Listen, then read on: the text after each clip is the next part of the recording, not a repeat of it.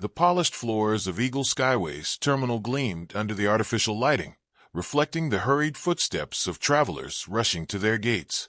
Among them was Captain Elijah Carter, a seasoned pilot with over 15 years of experience. But today, he wasn't in uniform. Today, he was just another passenger. Dressed in a crisp navy polo shirt and fitted khaki pants, Elijah looked more like a businessman on a casual trip than a man who had logged thousands of flight hours across the globe. His carry-on bag rolled smoothly behind him as he made his way toward the boarding gate, a first-class ticket tucked neatly inside his jacket pocket.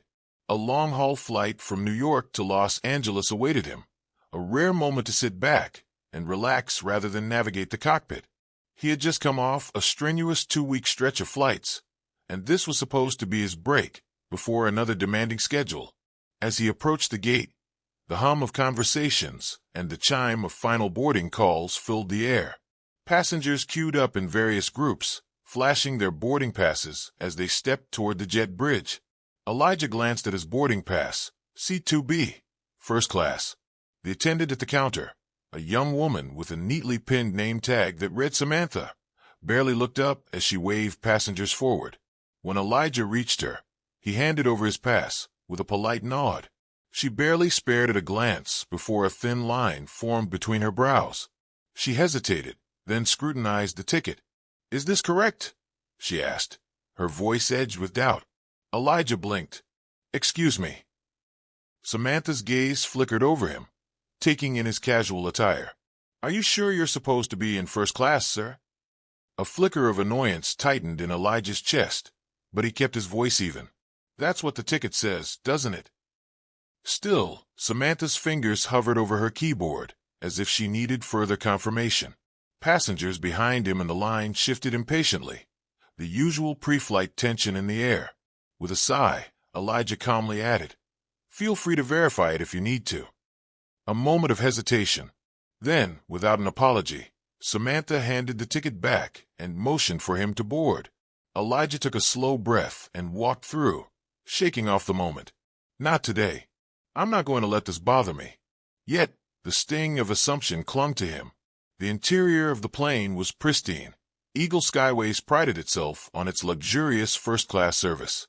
Plush leather seats, ample legroom, and personal attendants waiting to cater to the needs of their high-paying passengers. Elijah found his seat, 2B, and set his carry-on in the overhead compartment.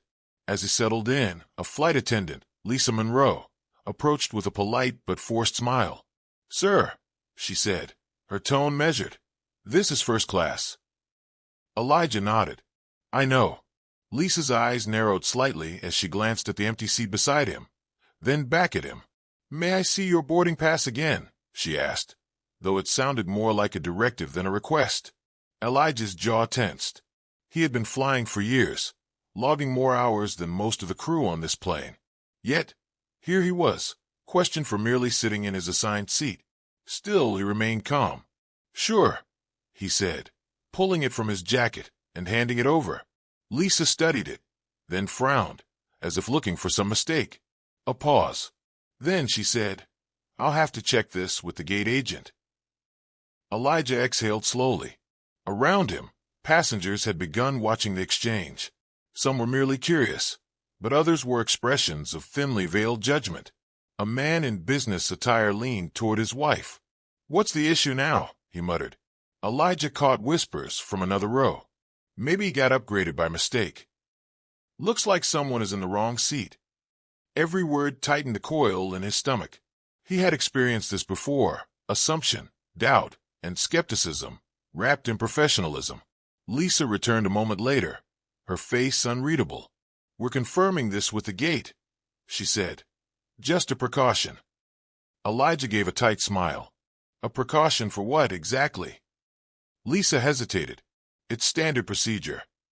Elijah's patience thinned. He gestured toward the other first-class passengers. "Are you verifying their tickets too?" Lisa's lips parted as if to answer, but she hesitated. Before she could respond, a new voice cut in. "What seems to be the problem here?" Elijah turned to see Captain Daniel Hayes, the pilot for this flight, standing near the aisle. A tall, silver-haired man with an authoritative presence, He had flown alongside Elijah on numerous occasions. Lisa immediately straightened. "Captain Hayes, we were just confirming this gentleman's seat assignment." Daniel's gaze shifted to Elijah, and his eyes widened in recognition. "Elijah," he said, then let out a laugh. "Didn't expect to see you here, buddy." Lisa paled slightly. "You two know each other?" Daniel clapped a hand on Elijah's shoulder. "Know him? He's one of the best damn pilots we have. Flew with him just last month on the London route." Lisa's face drained of color. Elijah leaned back in his seat, his expression unreadable. Then, in a calm, firm voice, he uttered the three words that shifted the entire situation. "I fly planes." A ripple of silence spread through the first-class cabin as Elijah's three words settled in. "I fly planes." Lisa's face flushed as she fumbled for a response, her earlier confidence crumbling.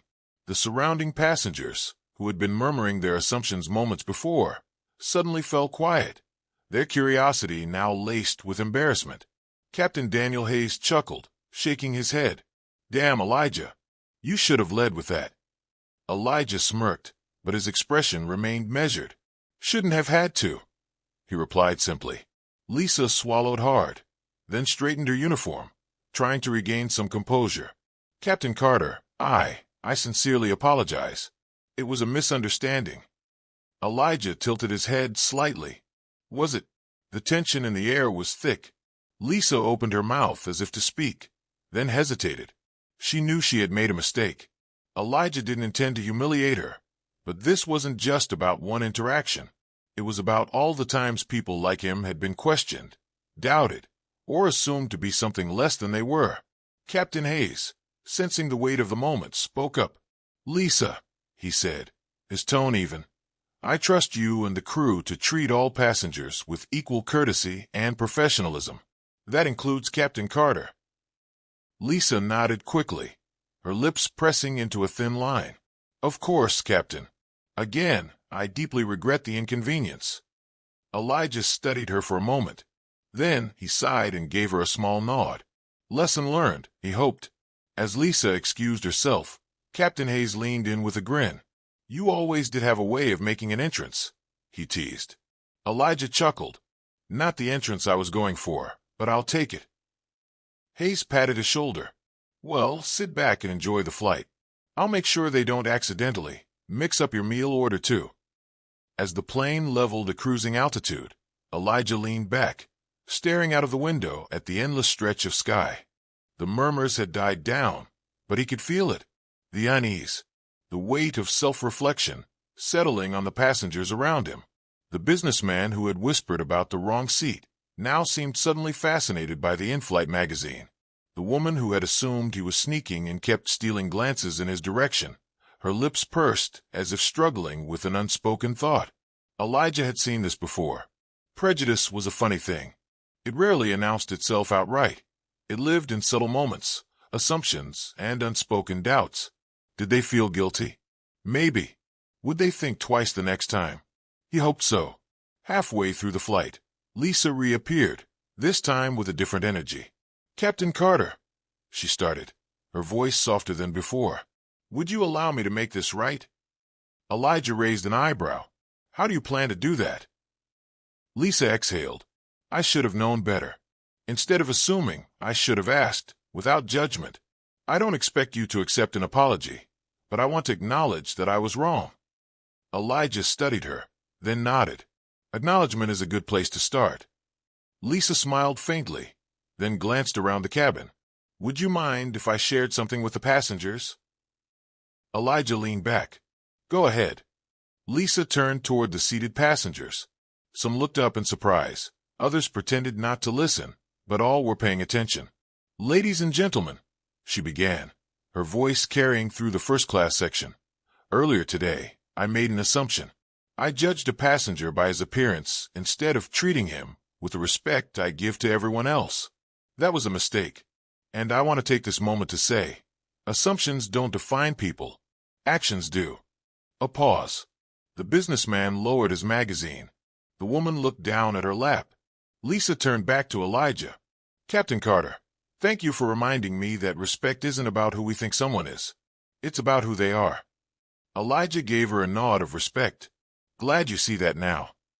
And then, from the back of the cabin, applause. It started slow, a few claps here and there, but soon the entire section was clapping.